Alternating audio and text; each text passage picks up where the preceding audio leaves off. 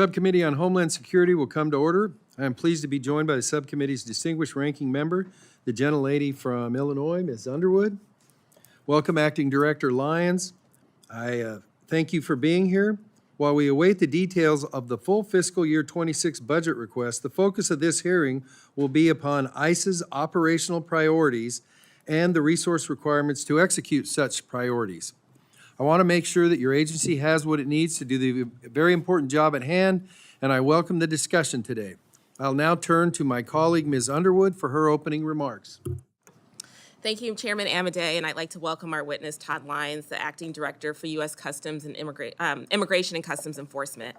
As the federal agency charged with the enforcement of violations of customs and immigration laws, the scope of ICE's investigatory and operational work is broad.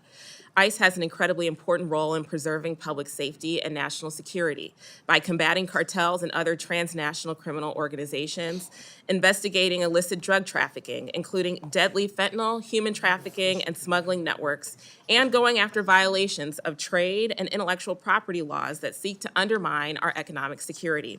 However, since January 20th, we have seen a shift in priorities by this administration, away from data-driven, security-focused approaches and towards impossible, politically driven goals like 1 million removals in a year. Leadership at DHS, and ICE in particular, are operating with disrespect and disregard for the foundational constitutional principles that govern our country. As we endeavor to secure the homeland, we must continue to protect and defend the Constitution of the United States. As I told the Secretary last week, that is not a secondary mission. But under the Trump administration, ICE's work appears to be dominated by egregious mistakes, misuse of taxpayer funds, and flagrant violations of constitutional rights like due process. Let's take last month in Oklahoma, where ICE sent 20 armed agents with their rifles drawn to storm the home of a mom who was home alone with her young daughters in the middle of the night. These American citizens who did nothing wrong were forced to wait outside their home in the rain during a midnight investigation that had nothing to do with them. Agents reportedly confiscated not just their phones and laptops, but also their cash savings. Again, these are U.S. citizens who, based on publicly available information, were never implicated in any of the crimes being investigated. It's not even clear whether the family's devices and savings were ever returned to them. Your department has issued no apology, taken no accountability, just doubled down. How can Americans trust an organization that operates like this, that treats them like this, with their national security? ICE is the second largest law enforcement component within DHS, America's largest federal law enforcement agency. You are charged with upholding our laws, which start with the Constitution and Bill of Rights, representing our values as Americans and using taxpayer dollars responsibly. And the standard we expect from our federal law enforcement is excellence. The American people deserve nothing less. But instead of prioritizing the actual greatest threats facing America, because we all know the data shows encounters at the southern border started declining in March of 2024 and keep hitting new lows, this administration is cashing checks it does not have to reach questionable goals it cannot meet. You're removing people so hastily and with so little care that you're defying court orders. Your department is wasting millions flying the secretary around the country for publicity stunts so that she can post photos on social media from operations that are still ongoing, putting actual agents at risk. Let me be clear. You are roughly 2 months away from running out of funding and a violation of the Anti-Deficiency Act. As I said to Secretary Noem, the reliance on funding from a reconciliation bill that has not passed Congress is an incredibly risky strategy that sets you up for failure. Lastly, let me remind you of Article 1 of the Constitution, which gives Congress, and only Congress, the power of the purse. Increases to ICE at the expense of other national security programs and initiatives that members on both sides of the aisle voted for undermine our core work and congressional intent. And if this committee provides funding for your agency, we have every right to oversee how those taxpayer dollars are spent. Last week, ICE blocked members of Congress from conducting an unannounced inspection at the Delaney Hall facility in New Jersey. That, too, appears to be in violation of federal law, which clearly states that we have the right to enter ICE facilities even if we show up unannounced. Mr. Lyons, you cannot accept federal funding and then shut the door on oversight from the people's elected representatives. ICE is already burning the money Congress appropriated. And frankly, right now, ICE has much more work to do to justify being entrusted with even more taxpayer dollars. I am deeply concerned about the administration of funds by this department, but ICE in particular. And I'm glad we have the opportunity to discuss this further with you today. Thank you, Mr. Chairman. I yield back. Thanks. Thank you. We'll now turn to committee members for questions, and we'll start. Oh, you know, I keep trying to cancel opening statements by agency heads, and I want you to know it's nothing personal. The floor is yours, Mr. Lyons, for your opening statement. Thank you, sir. Good morning. Chairman Amade, Acting Ranking Member Underwood, and distinguished members of this committee. I want to thank you for giving me the opportunity to testify today. As I've said many times, I'm honored to lead the most versatile, agile agency under the Department of Homeland Security. I am proud to stand along and represent more than 20,000 ICE personnel whose determination and resolve drive them to protect national security and promote public safety, even in communities would fundamentally disagree with U.S. immigration law in an attempt to undermine our investigations and enforcement turns at every action. Our officers and agents are villainized for upholding and enforcing law, but the bottom line is they put their lives on the line to serve this nation and protect our families, friends, and neighbors. In light of this service and sacrifice, one of my main priorities is to keep ICE running smoothly.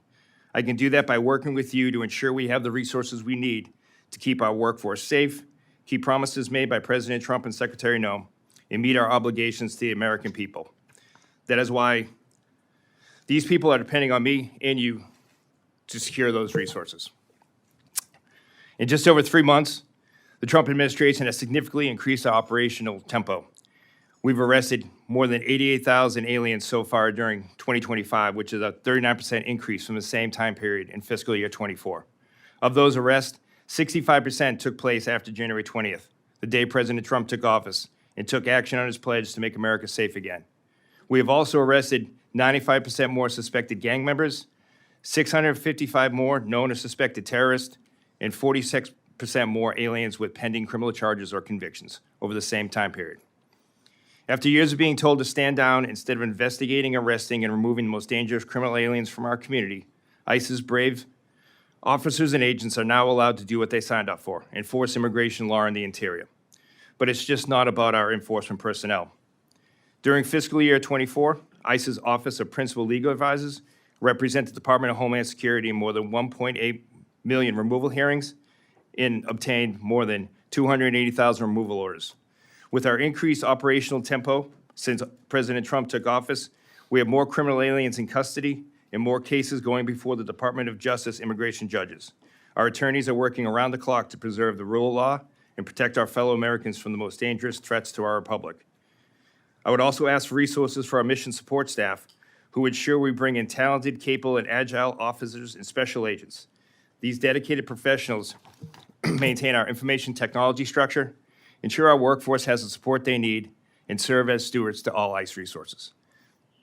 Our officers and agents arrest some of the most heinous criminals that are responsible for crimes against our community. They enforce immigration law in the interior, keeping dangerous criminal aliens out of our neighborhood and away from people we care about, and remove illegal aliens who refuse to follow the legal immigration pathway to make their homes in the United States. They serve as protective shields between Americans and the people who pose the greatest threat to our values, our freedoms, and our way of life. We need adequate funding to fully execute the responsibility Congress has given us and to uphold our obligations to the American people.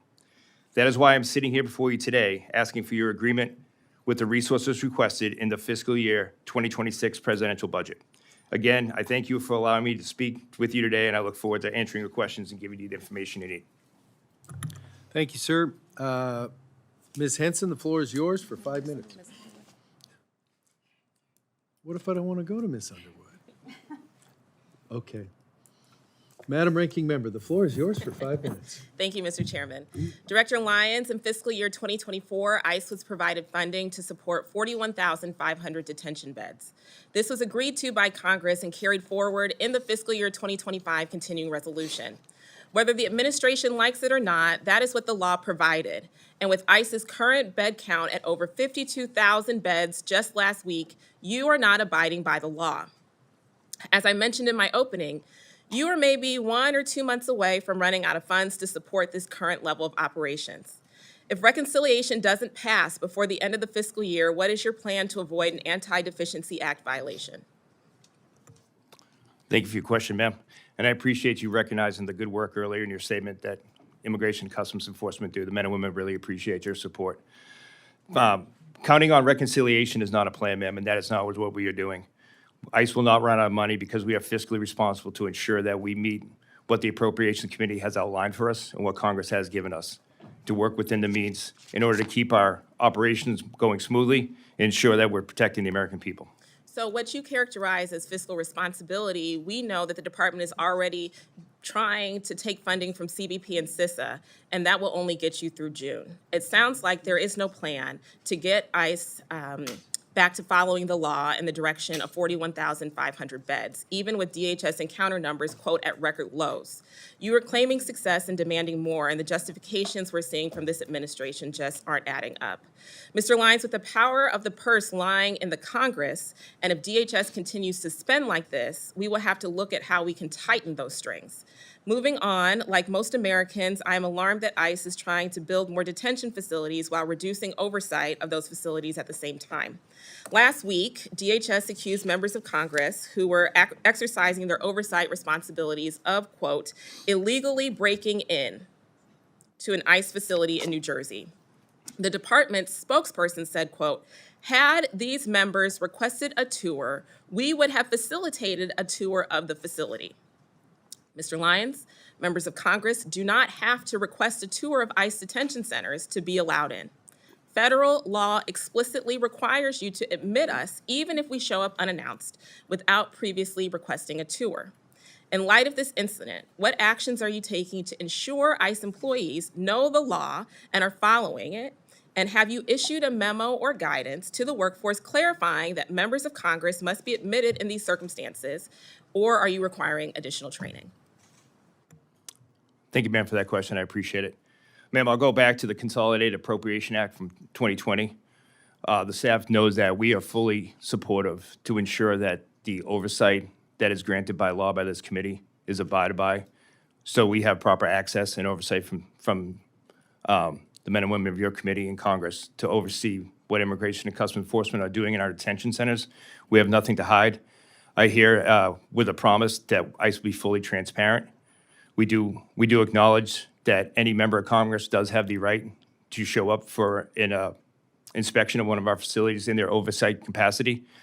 In this situation, we would ask that while it is unannounced, that Congress elected officials do respect and into accordance with the Appropriations Act in Section 532, presentation of ID to go through screening, don't bring any contraband, things like that. We do also, and I'd like to just point out that congressional staff does require 24 hours. We did encounter that over this weekend, and we did address that, and it was handled properly, and those tours have been scheduled. So yes, ma'am, the staff is fully aware of the Appropriation Act of 2020, specifically 532, which grants that oversight. Okay, excellent. The law is unambiguous on this issue, and we expect ICE to follow the law. With my remaining time, I want to discuss the deaths in ICE custody. In just the last 4 months, we have seen at least 7 deaths. Since 2018, ICE has had a congressional requirement to make this information publicly available on its website, but there's a 90-day delay, and it seems to be missing at least 3 more recent deaths in custody that we've received notifications about. To date, what is the total number of deaths in ICE custody since January 20th, 2025? Thank you, ma'am, for that question. Our total death in custody right now is up to 9. We do conduct a thorough investigation on all of those, between the Office of Professional Responsibility as well as the local jurisdiction as well. ICE is, as I said, dedicated to transparency, and I will assure, ma'am, as a get back, that we get all the information back to you and your staff. And publicly available And online as pursuant to the congressional directive. Yes, ma'am. Thank you. I yield back.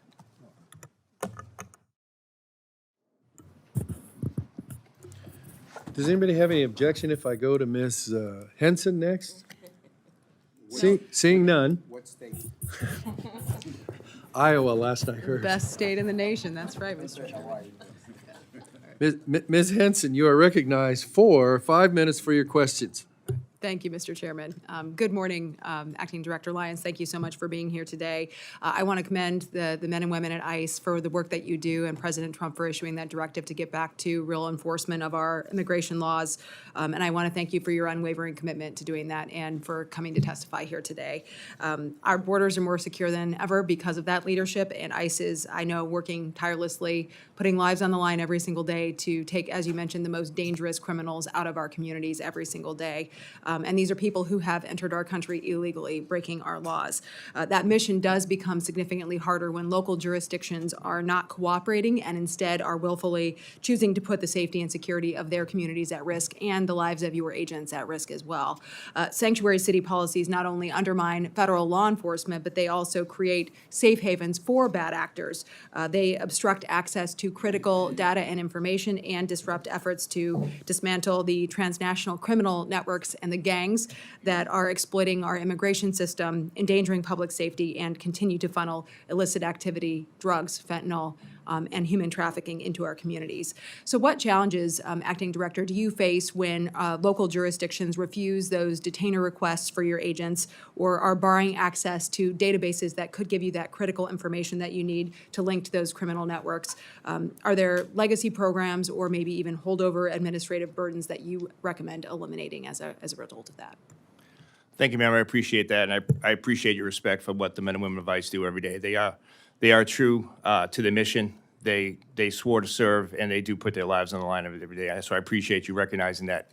One thing about sanctuary cities is sanctuary city policies, while they're there to protect the migrant community, also puts communities at risk as well. It allows violent criminal aliens to go back into a setting that they were already removed from by a law enforcement agency. A law enforcement agency already deemed that individual a public safety threat and arrested them and put them in custody. What ICE would look for is to keep not only the community safe, but the officers and agents of ICE safe, is to work with sanctuary cities to take those individuals into custody in a secure location. One that it's not outside in the community, one where it doesn't put officers at risk, one where it doesn't put the actual criminal alien at risk. One of the things I would say about the lack of information sharing is under the previous administration, there were many individuals that were released into the United States without proper vetting. Without having access to systems like driver's license databases, registry of motor vehicles, to have police reports to know what these bad actors did in the past, it really hampers our ability to track and find these individuals. One thing that ICE is dedicated to, especially with the Department of Homeland Security, is tracking illicit drugs and fentanyl. When these drug dealers are allowed to get back in our community and we can't find them because a sanctuary policy blocks our ability to have that information and track these individuals, it's not making the community any safer. Right. These individuals are out there dealing illicit drugs, and it's hampering our ability. Yeah, and I have no doubt that people have died because of those sanctuary city policies, and we need to do everything we can to protect American citizens. So again, thank you for that information, and please let us know if there are policies we need to be looking at changing to make sure that those folks are cooperating with you. I think Iowa is a good example of a state that I work with our local law enforcement, have those conversations, that good information sharing, and we want to make sure that's happening all over the country. I want to shift gears a little bit and highlight HSI's critical role in combating trade-based crimes. Many of those are driven by the Chinese Communist Party. Those include forced labor violations, IP theft, transshipment schemes that are really posing a direct threat to our American workers and our small businesses, devastating our American manufacturers and our supply chains here in the United States. What additional tools, personnel, or legal authorities does HSI need to more effectively, number one, investigate, but also to prosecute these trade-related violations that are, again, undermining our economy here in the United States?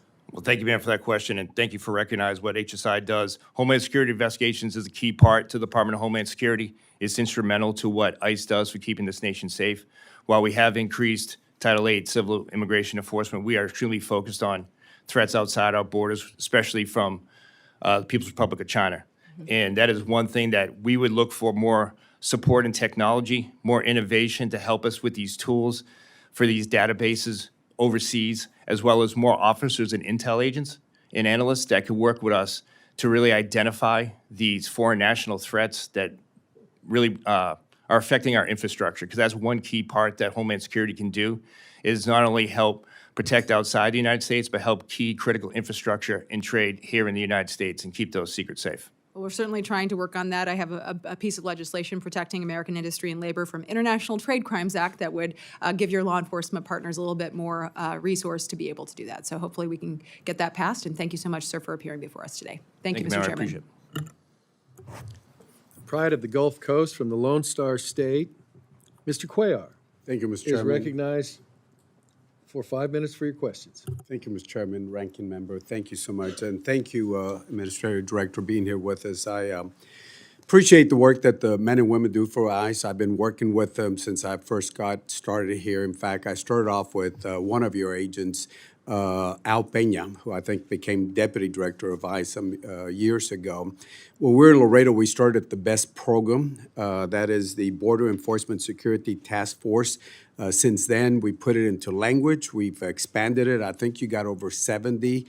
And it goes after the cartels for drugs, trade, et cetera, et cetera. How's that coming along, the BEST programs? Thank you, sir, for bringing it up, and I appreciate the work for former Deputy Director Peña. The BEST program is an excellent program that does protect our homeland, specifically through the work of what Homeland Security Investigation does, not only for the criminal cartels, but illicit activity and long-term investigations on the border. Recently, the President signed the executive order with the establishment of the Homeland Security Task Force. I think the committee will be happy with the results of what these task forces will do. It'll bring to bear all the federal resources of Department of Justice and Department of Homeland Security to focus on these transnational gangs, these ones that are bringing in fentanyl, these illicit drugs that are coming into our communities. Not only that, but they'll focus on these transnational cartel organizations, along with foreign terrorist organizations that do threaten our border, not only the southern border, but the northern border, as well as our maritime interdiction, which has increased greatly. Just last night, Homeland Security Investigations had their first indictment for support of terrorism material in San Diego, which is one of the actions that you'll see coming out of the Homeland Security Task Forces. Good. Well, I appreciate the good work that the program does. Are we still at about 1.3 million final deportation orders? I know your work is very hard, and I remember Director Morgan many years ago. Some people want you to do more, some people think you're doing too much, so trying to find that balance is always difficult. But where are we on the 1.3 million final deportation orders? And I don't know if that's still the correct number. Yes, sir. It's approximately 1.1 million final deportation officers. We're actively still prioritizing those and attempting to affect those removals. As the President said it under Secretary Noem, we did prioritize, and we still are prioritizing the worst of the worst. However, during our investigations and when we are out in the communities, should we encounter someone that has a final order, it has been lawfully ordered, removed, or deported from the United States, ICE is going to uphold their sworn duty and take that individual into custody and effect that removal order. But to your question, sir, ICE is actively working on those final orders at this time. Good. Yeah, and I understand what happens if you run into somebody, you can't just close your eyes. But as long as you focus on criminals and final deportation orders, national security threats, that would be good. Let me go back to, it's actually Section 527, very familiar, because myself and some other folks, we added that language. In fact, we added language on oversight of the detention, because ICE doesn't really have detention, so you have to go to the private sector to do that. But we put specific language, one where a member of Congress does not, it says specifically, doesn't have to give notice. Staff might have to give notice, but members can go in and act accordingly, number one. And then on the oversight, health, food, whatever needs to be provided to the folks that are being detained. We have very specific language to make sure that those private contractors are following that, and you all are following that oversight that Congress has set up. Yes, sir. Yes, we are. And that's one of the things that I am proud of is ICE does have some of the highest detention standards. But unfortunately, that does hinder a lot of local partners partnering with us because due to the high standards that ICE has, it's cost prohibitive for a local law enforcement agency, state, or a sheriff's department to actually enter into ICE because they would not be able to afford. Okay. And just finally, years ago, we started the border coordinating processors for Border Patrol because we wanted Border Patrol to be out in the fields and not changing diapers, making sandwiches for migrants. Very important, but not for the agents. We want more support staff for y'all, so make sure you keep asking for the support staff so you can have the agents doing their work instead of sitting down behind a task. It worked very well. For Border Patrol, we did a lot of things for Border Patrol, border processing, support staff, mental health, support staff, because everybody goes through that situation. So just make sure you ask the committee for that support. Yes, sir. Thank you. I appreciate you bringing that up. Thank you. Thank you so much.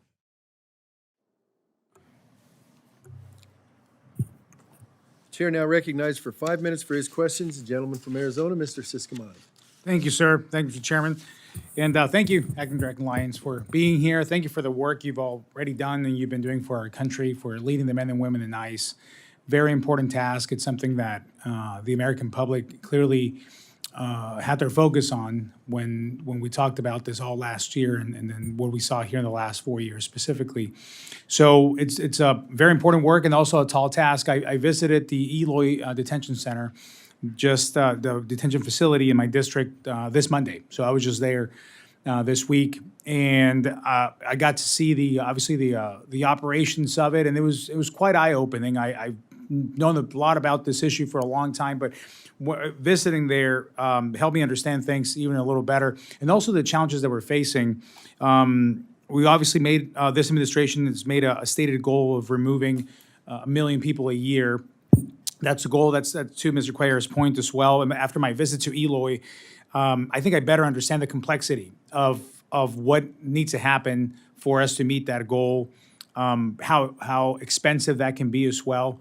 To be frank with you, it was very eye-opening to see what's happening now versus what was happening just a year ago. And not only disappointed in what was happening, but pretty shocked. And it's scary to see what was happening, the releases that were going on, the lack of cooperation with other countries to be able to deport people there, how we've shifted from just deporting to some of the neighboring countries to now having to fly them all across the world now. So the challenges are so different than any other administration has ever faced. So with that, can you speak to the resources that you're going to need to increase deportations to be able to reach that goal of 1 million a year? Thank you, sir. I appreciate that. I appreciate you going to visit the men and women down there. They appreciate your support and the opportunity to show you exactly the challenges they face. One of the challenges we have, sir, is ICE doesn't detain in a punitive way. We detain to remove.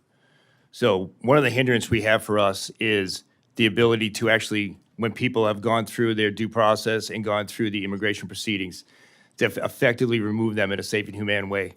That will rely on more airplanes, more charter companies, things of that to effectively remove them so they don't have to be in custody that long. You know, that's one of the price points with detention is it's a high cost. But again, we don't hold for punitive reasons, we hold to remove. So the ability to remove people quickly and safely and humanely is something that we would need. We would also need assistance with the immigration backlog with the immigration courts. That is one that's extremely a bottleneck for us with all the legal proceedings and the due process and appeal process that illegal aliens have while they're in our detention facilities. The backlog at the immigration level in regard to the immigration court, it does hinder our abilities to remove people quickly. We hope with the committee and what we asked for in the budget to get some more immigration attorneys, our OPLA attorneys who do great work for the agency, to work with the Department of Justice to streamline that effort.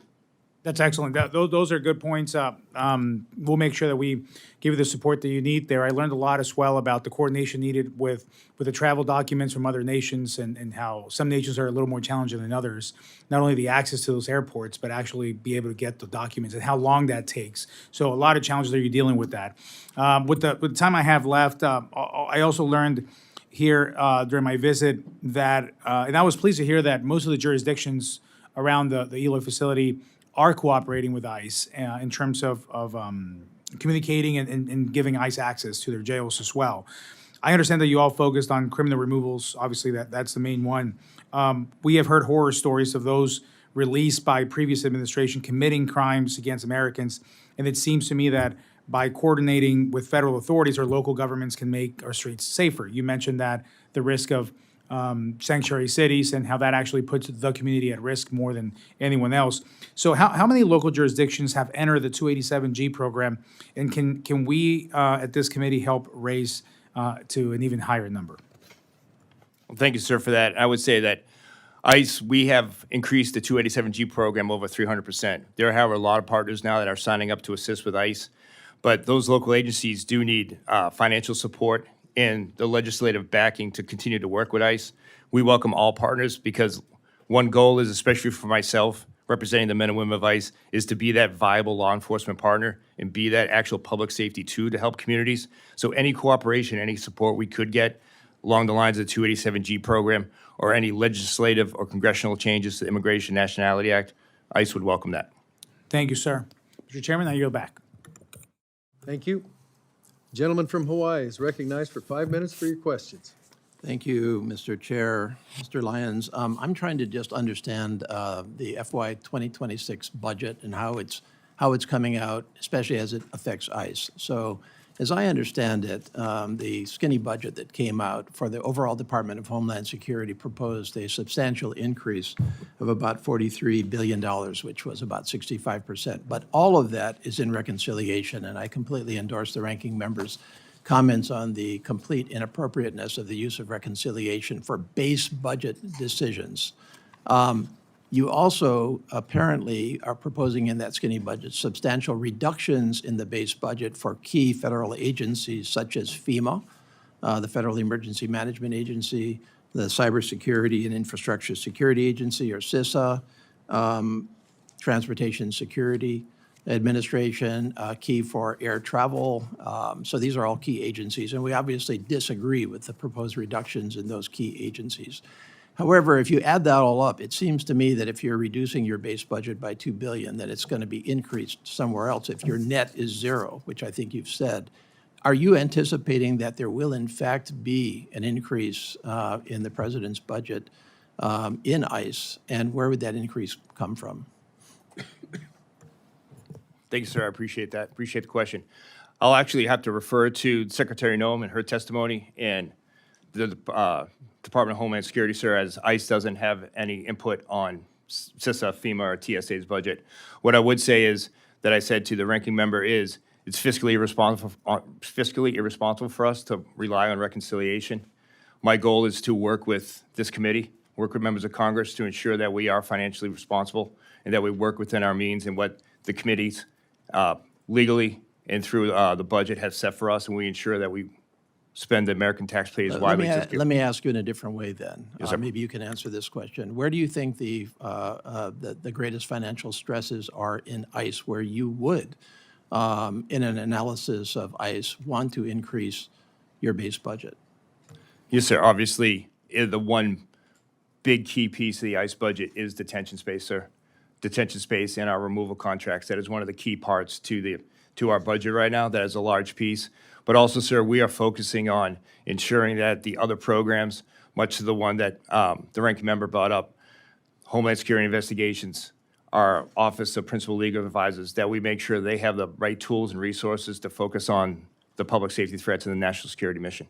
Okay, thank you. Yes, sir. Focusing within ICE on Homeland Security Investigations, HSI. I appreciate my colleague from Iowa's comments, very much a supporter of HSI, both domestically and from the foreign policy perspective, because as you pointed out in your testimony, crime doesn't stop at our borders, and neither do we. And so you have, as part of your HSI team, a very extensive team around the world, including, I think it was 90 offices in 50 countries, as I recall.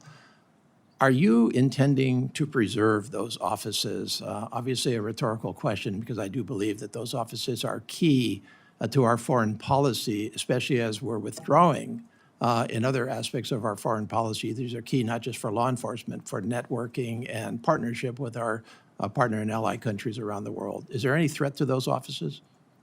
No, sir, it's not. And I can guarantee you here today that, especially in your region, Indo-Pacific region, that's a key national security element to the safety and security of the United States. HSI is a key component to that. We are dedicated, our resources out there, like I said, in maritime operations, illicit drugs, human trafficking. And not only that, sir, but we're dedicated to the cyber intelligence and the counterintelligence of that region. When I first became the acting director of ICE, one of my first meetings was with the DOD, Criminal Investigative Services. I met with NCIS, CID, and specifically we focused on the Indo-Pacific region in regards to our military bases to work jointly to ensure that we had no incursion to those bases and to ensure that HSI is a key part of that counterintelligence piece in that region. Okay. And I would commend to you your Pacific Islands Liaison Initiative, which President Trump actually started in the first part of his administration. That's a key ingredient to be preserved in that context.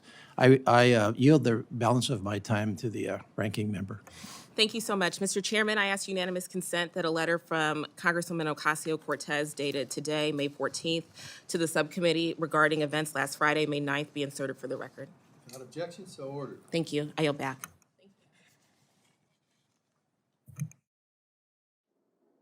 Does the gentleman yield back? Yes, I yield. Chair recognizes Mr. Gonzalez for 5 minutes for his questions. Thank you, Chairman. Thank you, Director. Y'all been doing a fantastic job getting back to law and order. I represent Fort Bliss, and Biggs Airfield has been at the epicenter of getting things back on track. I've visited there several times. These repatriation flights work. One of the issues, or one of the concerns that I have, is staffing. You know, when I visited a few weeks ago, I noticed that there was only a handful of civilian coordinators on the ground. You know, when you have 3 people kind of sharing a shift, that makes it difficult. Can you, my specific question is, what role does ICE have in ensuring that the bases that are actively assisting with repatriation flights, like Fort Bliss, are adequately staffed, especially with civilian personnel? Thank you, sir. I appreciate that, and I thank you for the question. One of the things recently under Secretary Zome's leadership in this administration is the whole of government approach we've taken to addressing our current needs within ICE. DOD has been an excellent partner, specifically, sir, Fort Bliss, Biggs Airfield is a key part to that. Through our contracting and budgeting, we want to ensure that we actually have men and women, officers and agents who carry a gun and badge out protecting the homeland, doing the job that they swore for. It's going to be key for us to recruit and maintain and really hire these key civilian contractors to help us achieve that mission. By having those contractors working at the facilities, as far as medical care, housing, food, processing, that'll ensure that, as I said earlier in my comments, that we are moving swiftly, because since I said ICE, we do not detain for punitive, we detain and remove, to move that process quickly, and as well as get the men and women who are sworn law enforcement back on the street. Excellent. Thank you for that. Can you speak, how many ICE flights have we performed out of Fort Bliss? Do we know how many illegal aliens that we've successfully removed? Details matter. Yes, sir, and I'll take that as a get back and get that exactly for your office. But ICE Daily is doing flights every day. Just yesterday, we had over 55 missions going international all over the country. And that is one of the things that I'm dedicated to, is ensuring that we do not have a bottleneck in our detention, that we are not clogging up detention space, and those that have actual final orders removal or deportation orders, that we are swiftly and humanely returning those individuals back to their country. Excellent. I look forward to continuing to collaborate on this. I want to make sure that ICE and ERO, that y'all have all the resources you need, you have all the personnel, you have all the policy you need to go out and perform your mission. And I appreciate you working alongside DOD. I think this has been very successful. Once again, highlighting the fact that Fort Bliss has been the epicenter. It's working. It's working in a very positive manner. My next question is on task forces. Task forces work, especially HSI-led task forces. ICE is certainly a big part of that as well. Can you just speak to the importance of it? You know, as we're working through the budget process, we're trying to figure out what works, what doesn't work. What is your thoughts on task forces? Sir, my thoughts, 100% task forces are the key to securing the homeland. You know, under the executive order with the establishment of the Homeland Security Task Forces, there'll be Homeland Security Task Forces in every state addressing those issues at the border in North and South, as well as our maritime operations, but really hammering down on those public safety threats that are in those communities, specific to states and regions. And I think the key is having the whole of government come together between Department of Justice, all of the entities within DHS, bringing all those law enforcement entities together in the intelligence network that has will help us cripple or, you know, eradicate these transnational gangs, these transnational terrorist organizations that are actually operating within the border and on the border. I think task forces are the key to that. And my last comment is, you know, we had the Secretary Noem testify before us last week, and she highlighted there's over 600,000 confirmed convicted criminal aliens loose in our country, and that's a huge number. And it's going to take everyone coming together to make sure that gets taken care of. Once again, convicted in a court of law, criminal illegal aliens, and ICE is going to be key to that. Thank you for your testimony, and Chairman, I yield back. Thank you, sir. The gentlelady from Texas, Ms. Escobar, is recognized. Thank you, Mr. Chairman and Ranking Member. Director Lyons, thank you so much for being here. Appreciate your service to our country. I represent the border community and the people of El Paso and the people of Fort Bliss, and no one values border security more than those of us who live there and folks like me who've raised our families there. And while I appreciate the important role federal agencies like ICE play, especially when it comes to fighting transnational criminal organizations, cartels, fighting illegal drug trafficking, what we've seen under the Trump administration should send chills down the spine of every American. The fact is that the administration is not focusing on the worst of the worst as it claims. According to public reporting, the focus has largely been on immigrants who are here both legally and those who are here illegally, but who mostly pose absolutely no threat to the public. Students with green cards and visas being snatched by masked men from the streets and disappeared to detention facilities far from their homes. People with legal status with no criminal history, no criminal record, being targeted for enforcement activities. Members of Congress being denied entry for oversight purposes, despite having the legislative authority to do so, and more.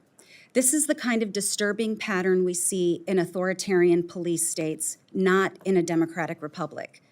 Most Americans may not know that ICE is a relatively small agency and that the vast majority of federal funding doesn't go for federal operations per se, it goes to private prisons and their CEOs. We've also seen certain members of Congress benefit from the stock trading associated with the growth and expansion of some of these corporations. Detention facilities should adhere to the strictest of standards. Local jails have to. But the track record for some of these private operations is abysmal. And I'd characterize what happens inside of them as tantamount to human rights abuses. We've seen overcrowding at these facilities, medical negligence leading to a number of deaths, including that of a 27-day-old baby. We've seen children in these facilities whose weight loss has been so severe it's life-threatening, lack of access to toilets and water, inadequate nutrition, and more. In fact, per your testimony this morning, there have been 9 deaths so far in the last few months alone. At the same time, we've seen the costs per bed per day for these facilities increase. The increase in cost to taxpayers obviously hasn't translated into an increase in humane conditions, but I bet it has meant an increase in profits for these private companies. That's what American tax dollars have been funding. And through the Republican reconciliation bill, we're going to see explosive growth in immigration detention and therefore likely explosive growth in what we've seen so far. $80 billion of an increase in the reconciliation bill. We're seeing a 365% increase for detention annually, a 500% increase for transportation annually. I am wondering, if you have this information, how many total detention beds does the reconciliation package create? In other words, what does that increase in funding via reconciliation translate into in terms of beds? And can you tell us the cost per bed per day that we will see through reconciliation in fiscal year 2025 and 2026? Thank you, ma'am, for your question. In regards to reconciliation, ma'am, as I said earlier, ICE is fiscally responsible for us to focus on reconciliation on something that hasn't happened. What we're focused on is working with your committee and working with members of Congress to ensure that we do add to our bed space capacity in the proper and fiscal way. The main question that you had earlier, ma'am, as far as detention bed space and the cost, that does fluctuate from region to region. What I would really like to ask this committee and help on is in a lot of these sanctuary jurisdictions where we would not have to work with private corporations. There's a lot of state legislation which bars cooperation with ICE. We would much rather partner with a sheriff's department or a state corrections agency, somewhere that's in a state where an individual is arrested, that we don't have to transport all around the country due to lack of bed space. We would really appreciate the support on that. So, Director Lyons, back to my question. Have you looked at reconciliation and how much bed space that would create? Yes, ma'am. We are currently, ICE is right now, we are forecasting to move forward on 100,000 beds. But however, we don't have that money now. And what we're working is within our means and the budget that we've been provided to ensure that we work with this committee to be financial and the bed space and manage that the correct way. My final question, and I have more, which, excuse me, I will submit to you, but I Yes, ma'am. also represent Fort Bliss. We know for a fact, I used to serve on the House Armed Services Committee. We know for a fact that in the past, when military bases have been used for immigration purposes, it has degraded our military readiness, which is one of the many reasons why I oppose using Fort Bliss for detention. But do you know how many beds and the cost per bed that's slated for Fort Bliss? Ma'am, I would defer to DOD on the cost as DOD is providing that portion of the budgetary piece. Fort Bliss, right now, we're looking at approximately 3,500 beds at this time. Mr. Chairman, I'm out of time. I yield back. Thank you. Mr. Acting Director,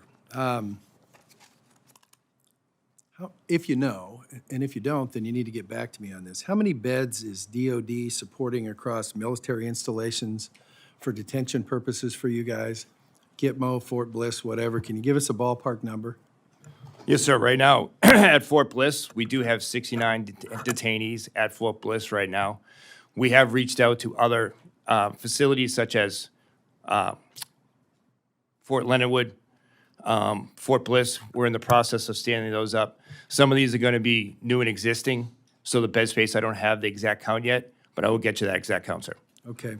Do you know, is DOD going to bill ICE for that? Is that going to be, how are the books going to be trued up between DOD and ICE for space in military facilities that are going to be used for detention activities? Sir, ICE is providing the contracting vehicle, but the funding for that will come out of DOD budget, sir. So I'd have to refer you to DOD on that, sir. Okay, so you don't expect to get a bill from DOD for their facilities for detention? No, sir. How about military airlift? Do you expect to get a bill from DOD for that, or are they going to absorb that in their budget?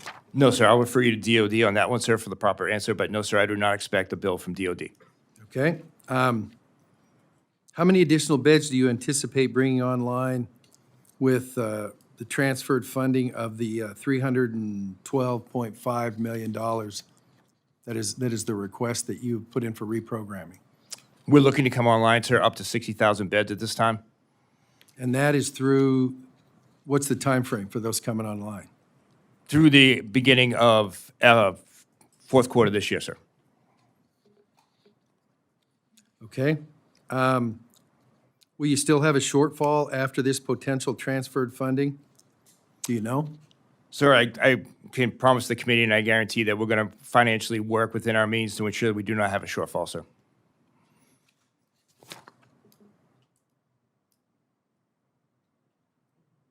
Okay, finally, on information. This isn't on you, but frankly, information in a fast-moving budgetary environment is a precious thing. I would appreciate it if you, for your part, would let folks know up your chain of command that this information, if it's not coming in real time, is not useful. And so I'll leave it at that for purposes of our discussion. And I want to thank you for your service. I know it's not an easy time to do that. And obviously, speaking only for myself, I support your goal. But we also, at the same time, have to keep in mind things like the Anti-Deficiency Act and stuff like that. And I'll just be honest with you, speaking for me, I don't know that I have the information that I need to make sure that we're doing our job in the context of that. So we could really, really use that. Same thing I've told all other agency directors. We won't surprise you. Please do not surprise us. And so for members that have get-back questions, I would ask you to respond to those within 15 days of today. We ask also that for additional questions, that it's a 30-day timeline to get that back. Obviously, we're moving quickly on trying to move these bills. I thank you for your participation in today's hearing, and the subcommittee stands adjourned.